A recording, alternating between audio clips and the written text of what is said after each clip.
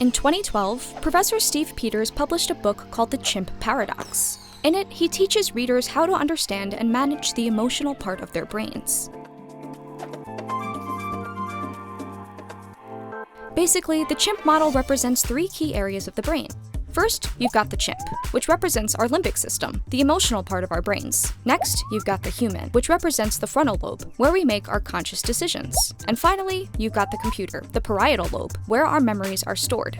Your chimp's job is to protect you from danger so you can pass on your genes. To help it do that job, it's pre-programmed to react to a handful of important cues. The first is survival instincts. Your chimp's always looking out for danger, and it's always ready to react. Because when it comes down to life or death, there's no time for hesitation.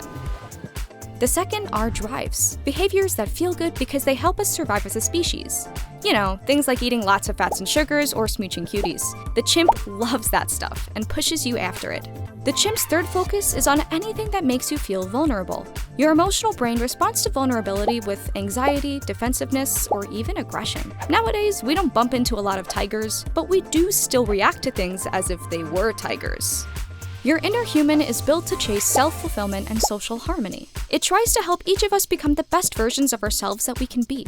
Your inner chimp and your inner human are constantly arguing about what to do, and neither of them is right every time, so you gotta maintain a balance. You see, all of the information your senses collect goes to the limbic system, aka your inner chimp, first. So when your chimp detects anything that feels dangerous or delicious, the emotional screeching starts instantly. Once you have that reaction, it's up to your human to justify it. In other words, when your chimp starts screeching for a cookie, your inner human might think, well, it's okay to eat just one, and that's when you reach out and take one. Finally, you've got arguably the most important component of the chimp model, your inner computer.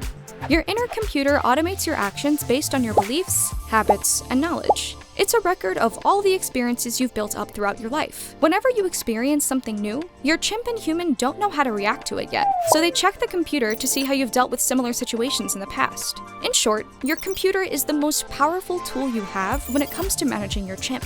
According to Peters, your inner computer contains autopilots and gremlins. Autopilots are habits and beliefs that drive our actions in positive ways. Gremlins are unhelpful habits and beliefs that your chimp creates. Together, they make up most of your knee-jerk reactions. Professor Peters explains we need to keep new gremlins from entering the computer and replace the old ones that are already in it. Whenever you have a new experience, your chimp may try to create a gremlin.